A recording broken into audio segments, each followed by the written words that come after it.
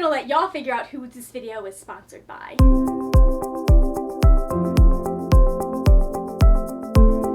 Hello, my lovely friends, it's Margaret, and today I am coming at you with the Lightning Thief musical book tag. I was actually quite surprised to find out that no one has done this. There is a Percy Jackson book tag, which I will link down below if you're interested in that one. I'll probably get to it at some point in my life because, you know, the brand. Since no one has done this tag yet, it was my job to make sure it existed. So I'm gonna gush about the musical for a minute. I will put a timestamp for when I actually start the questions. If you're on this channel, you're probably not surprised to find more Percy Jackson content. I should just make a playlist, shouldn't I? I'll make a playlist and I'll stick it right here in case you want more. So I went to see the Lightning Thief musical in July, and it is quite possibly the best musical I've ever seen on stage. Like, just, it was amazing. The way they did the casting, the way they wrote the book and the lyrics, the way they used the stage set. I have not seen a set that was that thoroughly integrated into the plot of the musical, that was used that cleverly, since I have seen Newsies. And Newsies wasn't even as clever because so much of it relied on technology. The set that they used for the Lightning Thief musical was very low-key. It proved, like between costumes, between set, like, they proved that you do not have to have a giant, huge, flashy, fancy musical to have a good musical. Like, you don't have to sit there and go and spend millions of dollars like some of these musicals do to have a good, well-loved musical. Oh, there's just so much. I could go on and on and on about so many things. I just love it because it is, number one, Percy Jackson, but also because it is so clever. And, like, as a theater kid, I sit there and I watch that and I know how they're doing these things, and I'm just like, I never would have thought in a million years to do it that way. Just, it's brilliant. I'll admit, Chiron is a little, you gotta use your imagination, but you know what? They went for it, and they did it, and they don't apologize for it, so it works. No, but I'm serious, like, whoever played Chiron is living some actor's dream, because he, like, plays, like, 15 different characters in this musical. It's amazing. So I have 19 questions to go with the different tracks on the original soundtrack. I did split a couple up. I did remove the Weirdest Dream reprise because it's the same thing. We're just going to acknowledge right now that every single one of these questions could be answered by a Rick Riordan book, and then we're not going to revisit that, except for one exception. There is one that I just, like, I couldn't use anything other than a Rick Riordan book to answer this question with, because I still think about it to this day. It has scarred me. But we'll talk about that in a minute. So question number one is prologue, and that can kind of be summed up with the line, "The gods are real," because that's what they are coming on stage to tell you. Everything you've known about this world is true. So to fulfill that prompt, pick a book that brings an old story to life. So the book that I'm going to be picking for that is Cinder by Marissa Meyer. I just loved how Marissa Meyer took these fairy tales that we all know, that we all love, and she made them brand new. She managed to interpret them in ways that, like, I would never have seen it coming from a million miles away. If you've read Winter, you probably know what I mean, because that book just blew my mind. I had an entire meltdown in my car over how clever some of the twists in that book were. Well, everything starts in this one, though, because this is the first book. We gotta start with Cinderella, because it's, like, I don't know, the OG fairy tale. Probably not, but it's the one that most people think about. And everything that happens in this series happens for a reason. The way she wraps everything together was just so brilliant. And I just, like I said, she just took things and she did them in ways that I never would have, like they were not the ways I would have done them. They were unexpected, but they were so, so good. The second prompt is The Day I Got Expelled, and that is Percy's introduction. It is quite possibly the most iconic entrance in any musical I have ever seen. And I've never seen a more in-character entrance. It was just, like, it sets up, like, you know exactly who he is the moment he is on stage, and it's amazing. And that can be kind of summed up by the lyric, "I didn't ask to be a half-blood." So for this prompt, I'm going to ask you to find a book with a character that would rather deal with ordinary, everyday problems, like, you know, getting to the next grade. For that, I want to talk about Onyx and Ivy by Mindy Arnett. So this is a YA fantasy. It's set in this world that has two different types of magic. You have the normal, accepted magic, and then there's, like, a wilder magic. I believe that's the term they use. The main characters of the series are Kate and Corwin, and Corwin is the king's son, and Kate happens to have this wilder magic. And they grew up and they were friends, and then her father tried to assassinate the king. And everything went downhill for Kate, and she's just been trying to get by and live her ordinary life. She removed herself from court, she's removed herself from any influence that she can have with the royal family, and then Corwin almost gets himself killed while she is just out and about doing her regular daily thing. and she has to rescue him. From there, she ends up getting dragged into so much like political ridiculousness. There's so much that's going on behind the scenes. I really like this because the accepted magic system kind of reminded me a little bit of the Spanish Inquisition. I mean, they're literally called the Inquisition if I remember correctly. I'm pretty sure that that's what they're called. And like, anytime you have an entity called the Inquisition, they shady. Okay. So prop number 3 is strong, and that can be summed up by the lyric, normal is a myth. Everyone has issues they're dealing with. Because, listen, if you need a pep talk, Sally Jackson is apparently the person you go to. Oh, I love her so much. So for that one, talk about a book that has your favorite parent-child relationship in it. So for that one, I am going to have to talk about The Roses of May by Dot Hutchison. I just love the relationship between Priya and Dashani Pravasti because, like, so much has gone down in their family. Her sister has been brutally murdered by a serial killer. Her dad killed himself. Like, definitely trigger warnings for a lot of stuff in this. There's suicide, there's eating disorders, there's, obviously murder, death, gore. It gets a little bloody in here, but it is such, like, their relationship is so wonderful and pure, and her mother gives her so much room in her grief. They have such a wonderful, supportive relationship. Like, even when Priya has relapses with her eating disorder, like, her mom is there and handles it in a way that I don't think a lot of parents would. I think a lot of parents would be a lot more overbearing than Dashani is,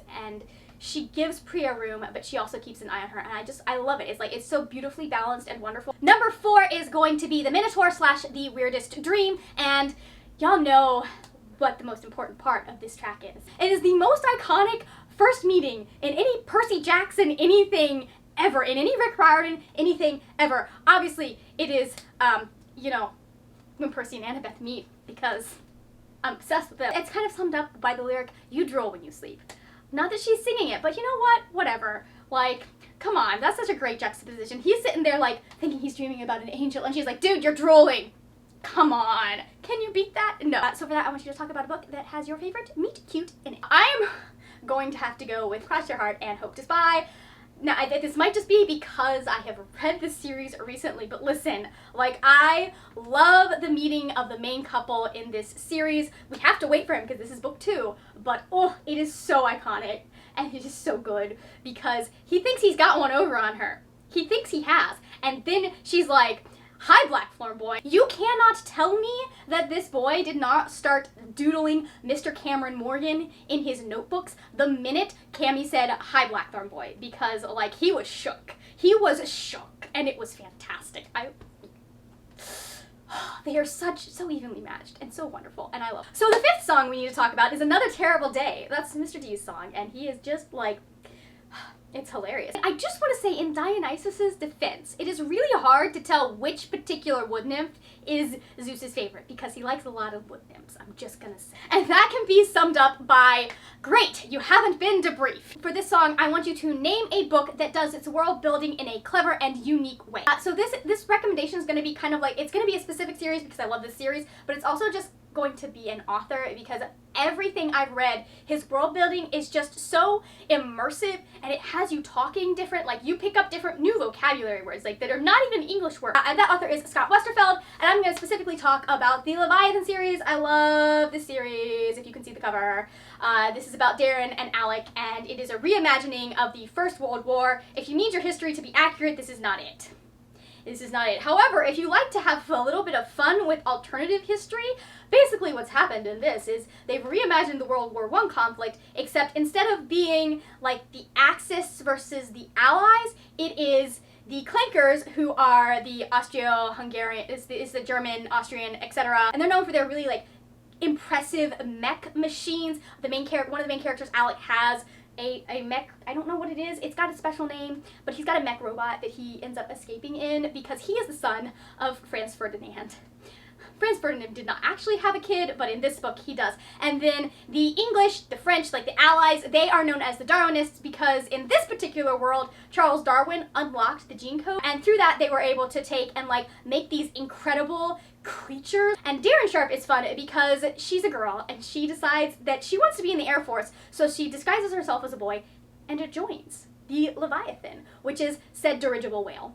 Okay, like, oh, plus it has pictures in it, guys. I love books with pictures in them. I'm an adult. The 6th song we're going to talk about is Their Sign, and that is summed up by the lyric, tough first day. Because if anyone's having a tough first day, it's Percy Jackson. Whew, poor child. So for that one, I want you to name a book where the characters are dealing with a lot of big issues. I am going to go with The Sun Is Also a Star by Nicola Yoon. I loved this book. This is one of those few books that I'm like, this is what a perfect book looks like. Yes, the ending is a little bit abrupt, but y'all, you know where it's going. Daniel is Korean American and he's dealing with the expectations that his parents are putting on him. He wants to be a poet and they want him to go like to Harvard and Yale and be a doctor because that's what you do. And then he crosses paths with Natasha in a chance encounter, and Natasha is dealing with the fact that she and her family are about to be deported. She has until that evening to find someone who can help her with her paperwork to stay and continue and finish school here in the US. And so they end up meeting, and while Natasha and Daniel are both kind of working through these respective issues, Daniel proposes this idea that you can fall in love with someone in 24 hours, and Natasha thinks that that's absolutely ridiculous because she doesn't really believe in true love, and so Daniel decides that he's going to convince her that it is true. I loved it. I loved how you had Natasha and Daniel's points of view, but you also had the perspectives of other people that they don't necessarily know that they interacted with, people that they wouldn't have thought about, but like it really shows how small things in your day can change someone's life. There is so much that is covered in this through Natasha and Daniel's stories. There is so much that is covered through the other characters that we get to see and through their lives. It's one that will make you think, it's one that will make you feel things, and it's one that is just, it's exquisite, and I love it. So the seventh song we need to talk about is the iconic Put You in Your Place. And so the lyric that's summed up by, I feel, is every demi has a special skill. So much happens in this song. We get to meet characters. It's just such great storytelling. I love it so much. So for this one, I want you to talk about a book where the protagonist overcomes an obstacle in an unorthodox way. I'm going to talk about a recent read, and that is An Enchantment of Ravens by... You would think I remember because her name is my name. Some of this is very predictable. Like, obviously, the final fight with the big bad, that's like, oh, okay, that makes sense. Obviously, that's what's gonna happen there. But there were a couple of places where I was like, oh, that's really actually very clever. Especially one near the end where I didn't see her doing what she did, but I mean, I know why she did it. It makes sense. There were just a couple of places in this story where the narrative took a path that I did not think it was going to take. And I was really impressed by that. I was really impressed by the fact that, like, what I would have thought would have been the answer was not the answer that the author went for, but the answer still made sense. I really appreciated that. So that brings us to the eighth song, which is the Campfire Song, and that I'm going to sum up by the lyric, I don't care who our parents may be, as long as you are next to me. For that one, I want you to talk about a book where characters end up bonding over shared trauma. So I am going to talk about Renegades by Marissa Meyer. I know I'm repeating the Marissa Meyer books, but they're such different, like, concepts, and I love them. This is a superhero world where you have the anarchists and the renegades are currently the ones that are in power. They are the superheroes. They are the ones that are protecting the city. Adrian doesn't know it, but he and Nova are on two different sides of this conflict. Nova ends up showing up and auditioning to be on a Renegades team because she wants to take them down from the inside. She ends up on Adrian's team, and they end up getting closer because they both have a lot of stuff in their past, and it's so sweet and wonderful, and they both are dealing with the fact that they've lost parents. They're both dealing with the fact that they want Gatlin City to be better than it currently is. They just have very different ideas of how they should get there. Almost all of these kids that we see in this novel have something going on because a lot of them, their powers just came in weird and like traumatic ways. But song number 9 is The Oracle, and that is summed up by the lyric, I have a destiny. So for this one, it's to talk about a book with a character who discovers that their life has a greater meaning in the grand scheme of things. I'm going to talk about Ace of Shades. I can't tell you whose life has a greater meaning in the grand scheme of things, but I just thought this was a fantastic world, and I thought that these were fantastic characters, and listen, read it. That's all I can say. I loved In, I loved Levi, I love the fact that they are struggling with various things and that they end up being able to come together and like have a really solid friendship, even while they are fighting mutual attraction, which they both kind of feel is it's a bad idea. I loved this world. I loved this book. It was so good. And the ending will have you sitting there just going, how could she leave me there? How could she leave me hanging? Just, yeah. Song number 10 is quite possibly the most heart-wrenching song on this entire, like this is the one that will give you all of the feels. And that is Good Kid. And the lyric we chose for that, because I like pain, the lyric I chose is, pack your bags, Percy. I'm so mean to myself, but for this one, talk about a character that just, you know, they really need a break, okay? They just need a nap and Snickers and for the world to leave them alone and stop getting them involved in everything that's going wrong. So for that, I chose The Reader by Tracy Chee. This is book 1 in the Sea of Ink and Gold trilogy. This is an Asian-inspired world where people don't know how to read. Like, books have been kept secret, they've been kept locked up because there is power in words. So Sophia, the main character, lives in this particular world. And within a very short amount of time, like, her guardian gets captured. She discovers that she has this magic book that she can read, in fact. She's got assassins coming after her because they know she has this book. And she just, like, she needs a nap and a break. And there's so much, like, this is such an interesting format for the book to be told because it's a story and then there's a story within the story. And the two end up aligning in a way. And I really appreciate it. I really enjoyed this book. I liked it. It was a really good audiobook to listen to. Song number 11, which we have to talk about, is A Killer Quest. And for the lyric that I pulled out for that one is, "So bon voyage and fare thee well."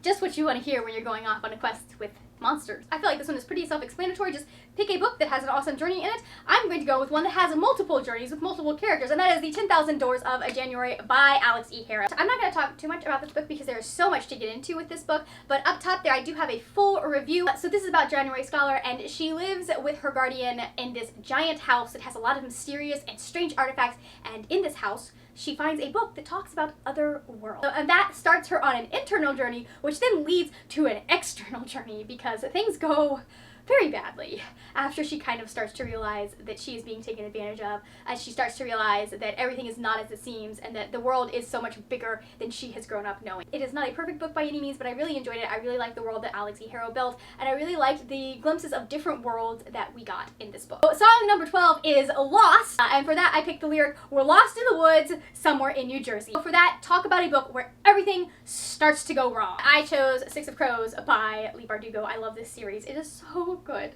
but you have to admit that, like, despite their best laid plans, everything goes wrong in this book. It goes even more wrong in the next book, but like everything goes wrong in this book, and I love it. Like, I love what disaster children these characters are. Like, they try so hard, and then life just comes and messes up everything they have planned.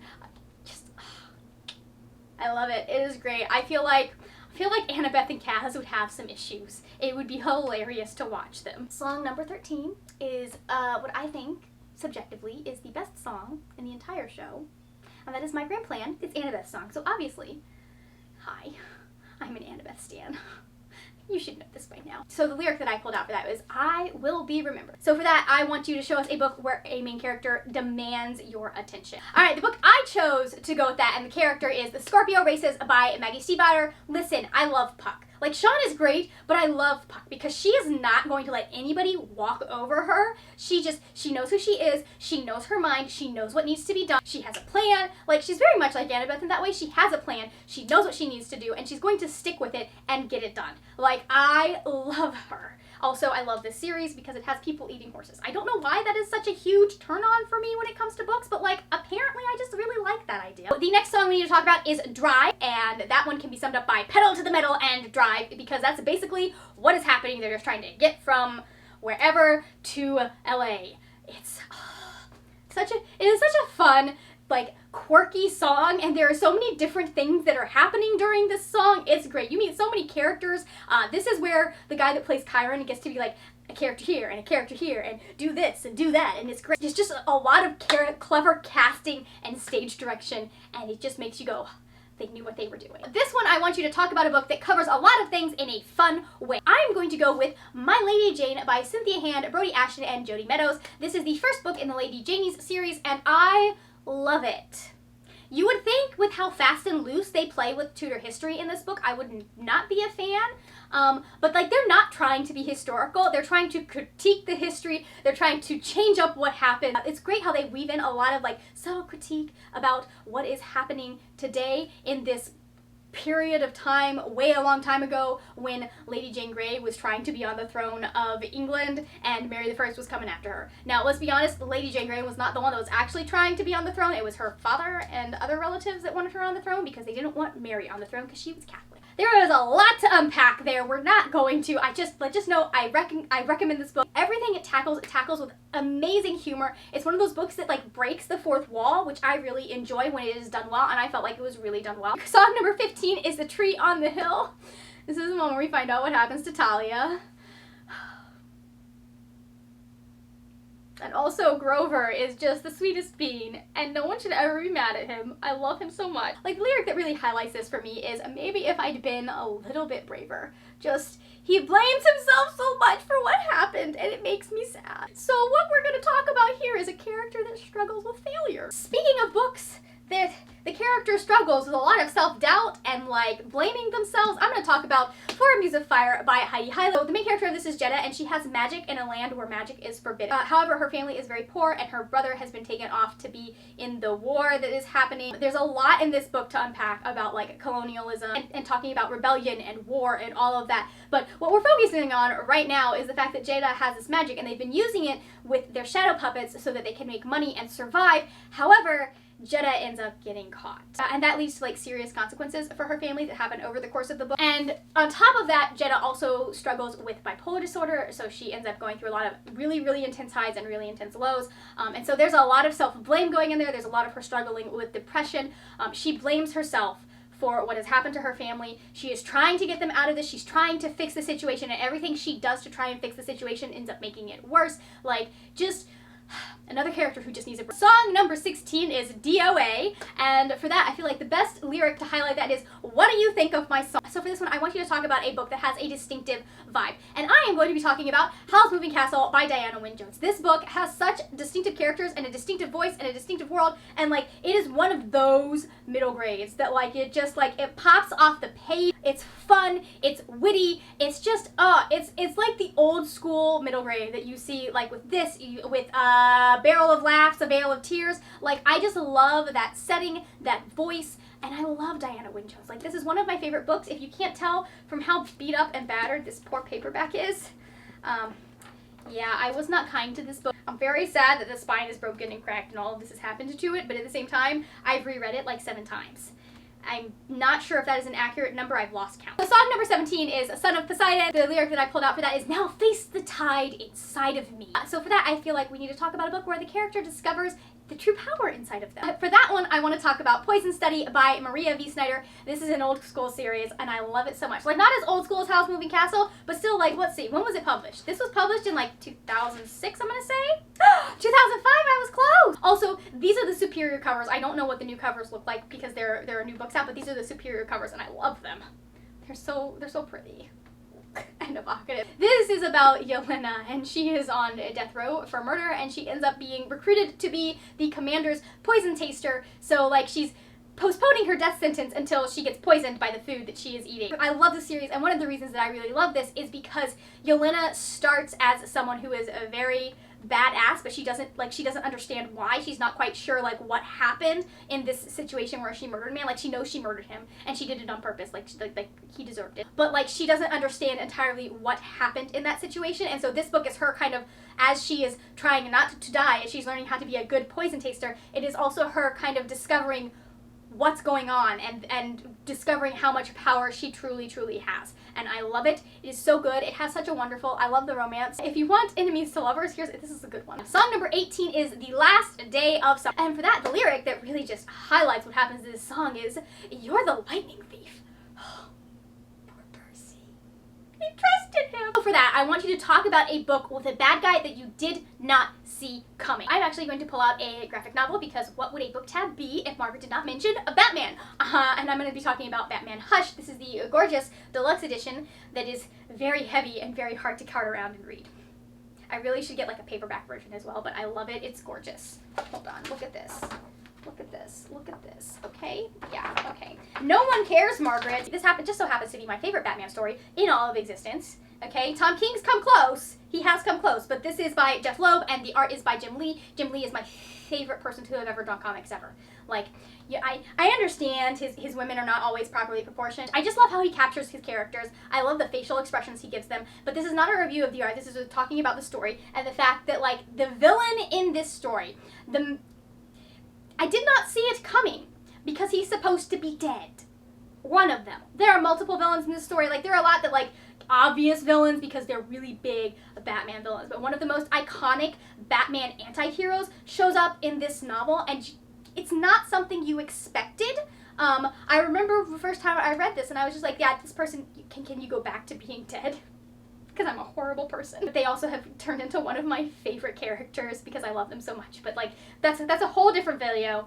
And if you are interested in my feelings on some of the Bat family, I have a video that I made when we were thinking they were going to get married, talking about books that go with Batman characters, so you could watch that one. The way that this brings together so much of Batman's lore is done so well. It is done in a way that very few writers have managed to do because it's done fresh. It's looking at the characters in interesting ways. He just does such a great job of bringing in the villains, and then you have the one that is behind everything, and you're just like, oh, okay. Well, that's awkward for Bruce. I love it. Also, it has Catwoman in it. And so, to wrap this all up, we have song number 19, Bring On the Monsters. I wanted to highlight the lyric, don't feel bad because we're usually about to die, because like that just basically sums up Percy's entire life. For this prompt, I want you to talk about a book that left you desperate for the sequel. And this is the one where I'm going to break my rule, because I wasn't going to talk about any Rick Riordan books, but this book, I have never needed a sequel more than I needed a sequel when I finished the end of this book, because everything I had been waiting for 2 books, like Rick didn't give to me. He was gonna make me wait, and it made me so mad, and I'm still mad about it. Like, it's been, I don't know how many years, hold on. It's been 8 years, guys. It's been 8 years, and that book is The Son of Neptune by Rick Riordan. Let's just say, I don't want to go into too much detail because you need to read The Lost Hero by Rick Riordan because I love this series. This is my favorite series in the entire world. Yes, even more than Percy Jackson. Look at my son. He is so powerful on this cover. I just love it. Like, this cover came out and I was like, yes, that's Percy Jackson. I went through a whole book without Percy Jackson and it made me mad, and then we got him in this book, but then we got no Annabeth. I finished this book, and I was waiting for a certain something to happen in this book, and he leads you right up to when that certain something is about to happen. I won't tell you what it is, because it will spoil certain things. And then he doesn't deliver. It was 1 a.m. when I finished this book. I was in bed. I was literally, like, right here. This is where my bed used to be before I rearranged my room so you could see my bookshelf. Literally right here. And I remember sitting up and silently screaming because everyone else in my house was asleep, and what I had been waiting for didn't happen. Coincidentally, the next book has one of my favorite endings that he has ever written. I don't think a lot of people would agree with me, but I really appreciate it and I enjoy it. So the final thing to do for this fantastic tag is to tag other people, please. Also, if you do this video, put a link down in the comments. Like, this is the only time I'm gonna be like, yes, you can put a link down in the comments of my videos.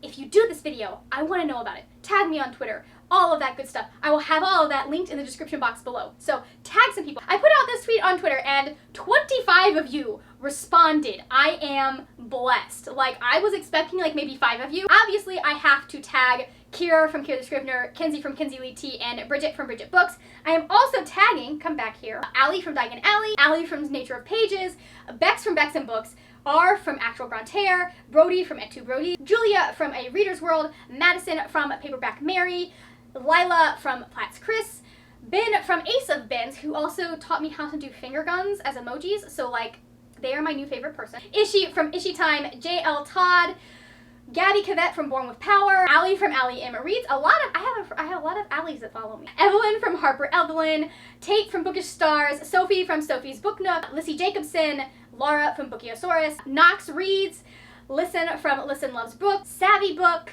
AJ from Illyria, actually, is that correct? Izzy from Izzy's Busy, and Xandra from Starry Sky Xandra.